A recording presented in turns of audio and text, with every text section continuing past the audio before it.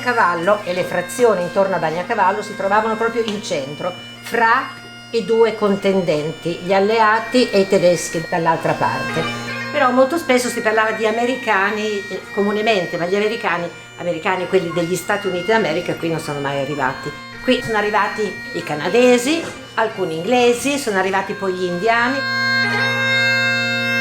Loro qui hanno combattuto con grandi atti di valore.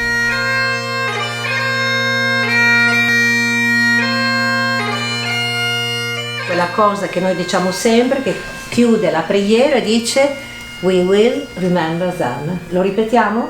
We will remember them.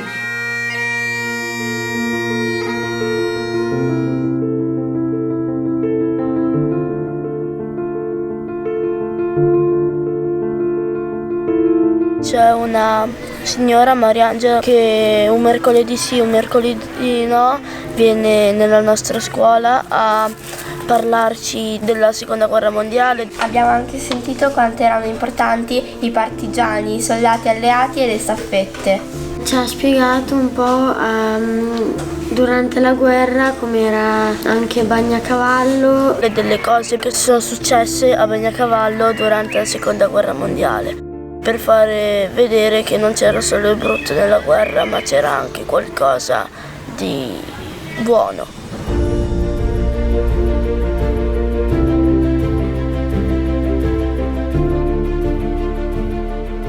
Sì, è un progetto direi abbastanza nuovo rispetto a quella che è la prassi nelle classi quinte, nuovo e diverso anche perché, essendo bambini ancora piuttosto piccoli, deve necessariamente cambiare l'approccio. E quindi è un approccio che si muove sul binario dell'emozione, è un percorso emotivo ed emozionale che ha guidato tutta la ricerca, quindi ha avuto anche delle lezioni frontali, ma soprattutto delle uscite sul territorio.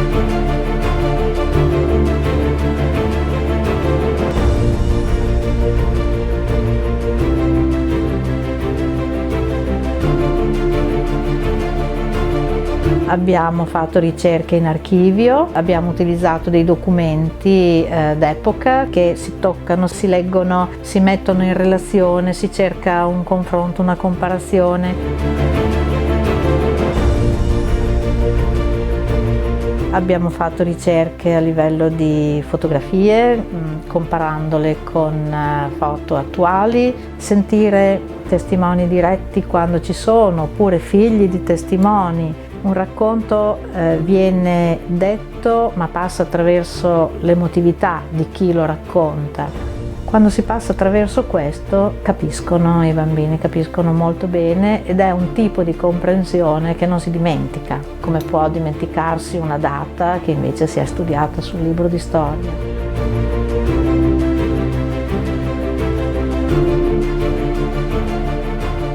Noi abbiamo cercato di andare proprio alla ricerca dei gesti di umanità che hanno fatto la differenza e che possono fare la differenza in un contesto difficile come può essere quello della guerra.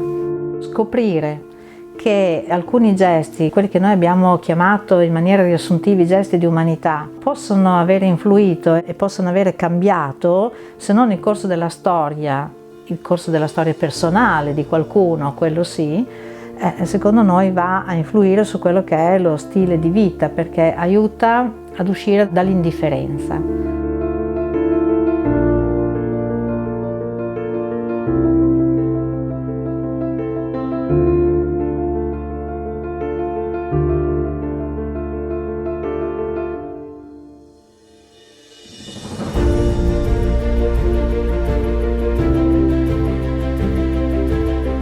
La visita al cimitero è stata una delle tappe importanti di tutto questo progetto, perché attraverso le notizie, attraverso il vedere le tombe, quei nomi sono diventati nomi di qualcuno a cui abbiamo cercato anche di dedicare qualcosa. Poteva essere una poesia, un testo, una lettera, una pagina di diario.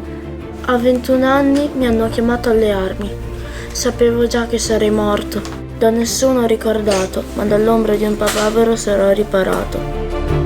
Vorrei vorrei che la guerra non ci fosse stata e che non tornasse mai più.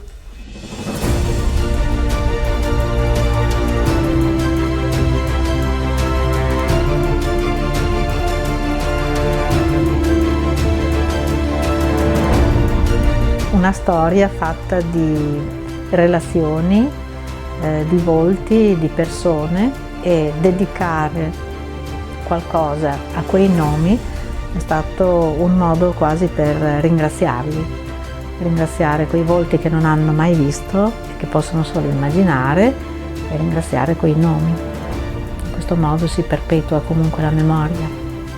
In fondo le persone che non si dimenticano non muoiono mai.